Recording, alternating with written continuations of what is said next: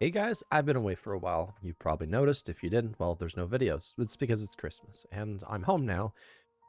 And here's the cool part. I've got my 64 gigs of RAM coming, and then I will be saving up for a new GPU because that had to be done. I can't live on 32 gigs of RAM. It doesn't go well with what I do. So there's that. Anyway, you've seen from this title, this video is about how to maintenance CachyOS. And the best part is it technically maintenance itself. Now there's two ways we can do this. If you're on Arch Linux, or if you're on, well, obviously Arch Linux. If you're on Gnome, you can grab this cool little thing which automatically shows update. It's called Arch Linux Update Indicator. As you can see, there are a lot that currently need to be installed, about 250 updates. So it tells you when updates are ready and pending. And as you can see, oh boy, there's a lot of stuff that needs to be updated. You can just hit update now and it will do it. Another thing you can do is you could head in to your terminal, and I'm going to zoom in, just like that. And you do sudo pacman-SYU. Now, most people are terrified of this command. There's a big ooga booga going around, you know? The big ooga booga is that this can end up breaking your system.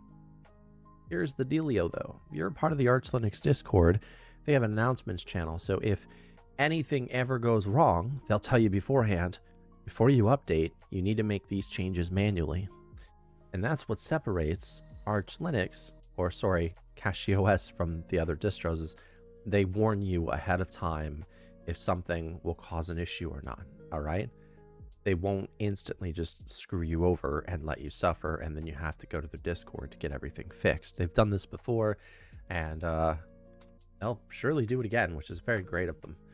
So we hit enter, and again, it asks you, do you want to replace your pzip with 7-zip? So I guess that's a thing. We're gonna hit yes. And let's take a look through all of these. I don't know, maybe we can do something with this. So 7-zip is a thing now. There's Aquamarine, Audit, Archive. Blueman has to do with Bluetooth. There's a Blueprint compiler, Boost libs, all this other stuff. And as you can see, they come from extra repos and core repos. So it's a huge mix of stuff. And it's just, there's not really anything in here that could cause any of your stuff to break, which is nice. And taking a farther look at it, though, I want to make sure.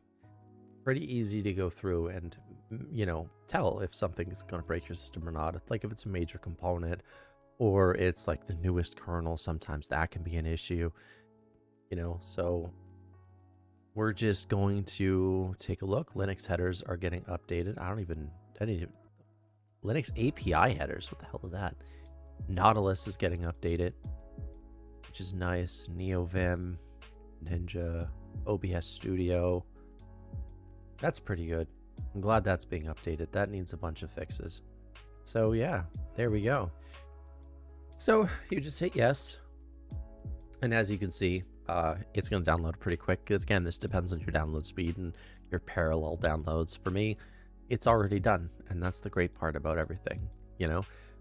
We originally set everything up to be optimized and to work for you. We also got a CachyOS settings update, which is good. Now, with this is pretty cool. All you have to do afterwards is reboot. That's it, and you're done. So there's your maintenance. I know it seems silly, but that's usually all that's ever required. Okay? So if you found this video useful, helpful, if you were scared of updating before and you're not anymore, I'm glad that it helped. Let me know in the comments if you were not updating and you haven't updated in a while. Some people have really slow download speed, so this is going to take them a bit, but it's worth it in the end because, again, as time goes on, packages get more optimized, bug fixes happen.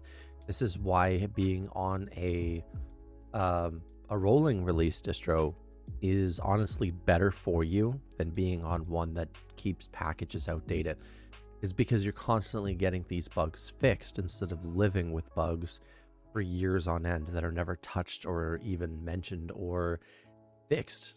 Because again, you don't update the packages, it's going to cause problems. You don't update the dependencies, you're not going to be able to use the newest programs, so on and so forth. Don't forget to subscribe, like this video, share this video. If you want to support me, you can become a member on YouTube. We also have a Ko-Fi link in the description. I will see you guys next time. Bye-bye.